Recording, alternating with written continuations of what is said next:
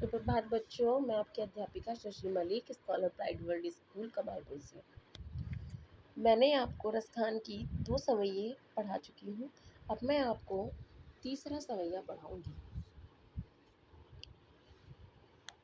मोर पखा सिर ऊपर राखियो, गुंजन की माल गरे पहिरोगी। ओढ़ी पीतम्बर ले लकुटी, बन गोधन ग्वारिन संग फिरोगी।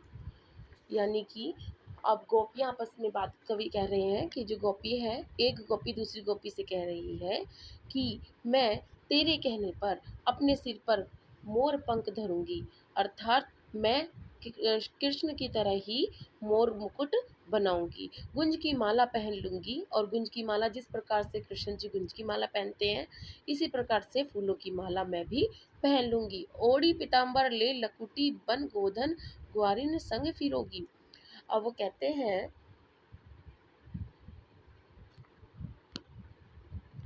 वो कहती है कि मैं इस प्रकार से पीताम्बर यानी कि पीले वस्त्र भी पहन लूंगी और लाठी लेकर ग्वालों को भी गाय को भी चराऊंगी।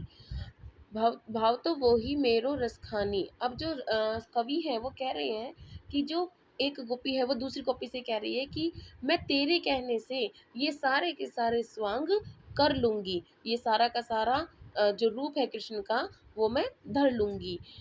या मुरली मुरली धर की अधरान धरी अधरा न धरूंगी। अर्थात जो गोपी है वो कह रही है कि पर लेकिन मैं सारे स्वांग तो कर लूंगी, लेकिन ये जो मुरली है जो कृष्ण के होठों पर धरी है, इसको मैं अपने होठों पर नहीं धरूंगी। अर्थात जो गोपी है वो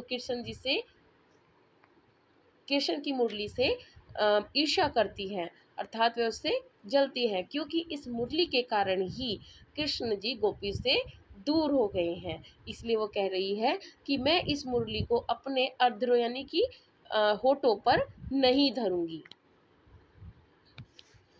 काननी दे अंगुरी रहिबो, जबहि मुरली धुनी मंद बजइयो। मोहनी तानन सो रस खानी, अटा चढ़ी गोधन गहे ते तो गेहे। टेरी कहो सिगरे ब्रज लोगनी, काल्हि कोहू कितनो समझोयो। माई री माँ मुख की मुस्कानी, सम्हारी न जहे न जहे न जहे।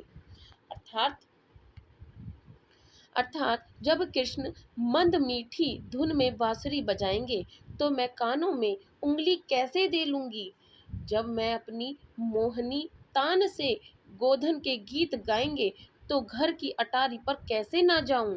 इसलिए गोपी कहती हैं कि तेरी कहो सिगरे ब्रज लोगिनी, काल्हि कहो कितनो समझोई। यानी कि वो कहती हैं कि मैं बार बार पुकार कर ब्रिज के लोगों से कह रही हूँ कि कल जब वे यहाँ आकर मुस्कुराएंगे तो सबके लाख समझाने पर भी उनकी मुस्कुराहट के जवाब में मुझे मुस्कुराना ही होगा। अर्थात मैं कृष्ण की मुस्कान की मादकता से नहीं बच पाऊंगी और उनकी मुस्कान को देखकर मेरे मुख पर भी मुस्कान आ जाएगी, अर्थात मैं अपनी मुस्कान को संभाल नहीं पाने की। ओके बच्चों, आपको अच्छे से समझ में आ गया होगा। आप इसे अच्छे से समझेंगे और पढ़ेंगे।